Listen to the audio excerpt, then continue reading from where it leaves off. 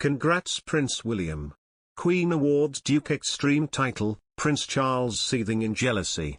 The Queen was absent from the royal Maundy service and Prince Charles and his wife Camilla attended in her stead. Royal expert Jenny Bond said the Queen could abdicate. A royal commentator believes there is one circumstance where the Queen could abdicate, but reckons Her Majesty will keep attending virtual events. Jenny Bond, who spent 14 years as royal correspondent, said the 95-year-old Queen has grown increasingly frail.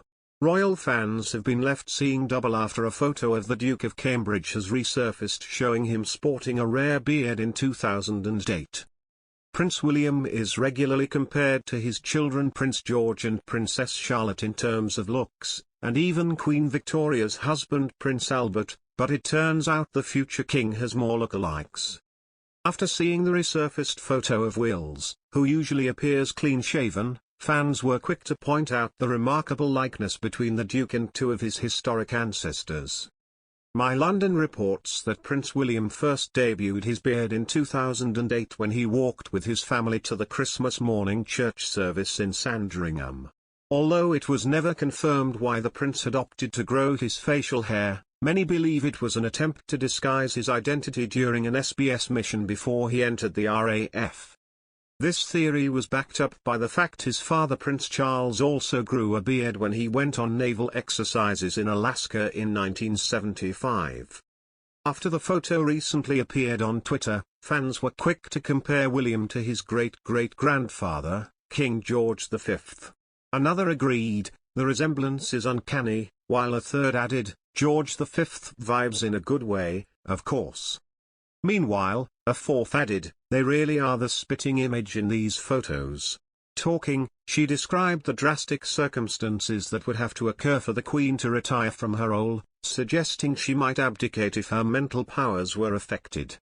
Ms. Bond said, "We are witnessing the transition of many of the responsibilities of the monarchy. Prince Charles, 73, is increasingly taking a leading role in public events such as the Royal Maundy service on Thursday, April 14. Buckingham Palace announced the Queen would not attend and it was down to the Prince of Wales and Camilla, Duchess of Cornwall, to represent the royal family. Despite attending fewer events in person, the Queen seems very determined to continue with her duties." Ms. Bond continued, "She is not going to abdicate in my view unless something really drastic happens and she loses perhaps her mental powers. But thanks to modern technology she can continue to reign and to be in touch and to interact with people because she can do it remotely.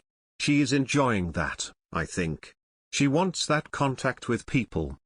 I think the palace has been very wise in announcing the events she won't make in advance because, otherwise, we get in a terrible tizzy about it if it happens on the day."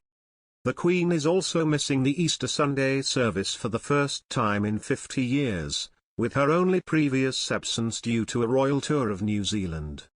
Earlier this month, Her Majesty managed to attend her late husband Prince Philip's memorial, 1 year following his death aged 99. While the post was inundated with similar comments about the likeness between the Duke and the Queen's grandfather, others suggested that there was another former king that Prince William looked like. Other royal fans suggested that Prince William looked more like his great-great-great-grandfather, King Edward VII, specifically when he was much younger as the Prince of Wales in the 1860s/1870s. Somewhat reminiscent of his great-great-great-grandfather, Edward VII, one fan wrote, while another suggested, more Edward VII, 1870s, or his brother Prince Alfred than George V. A third added, wow, he looks so much like King Edward VII and the last Russians are with that beard.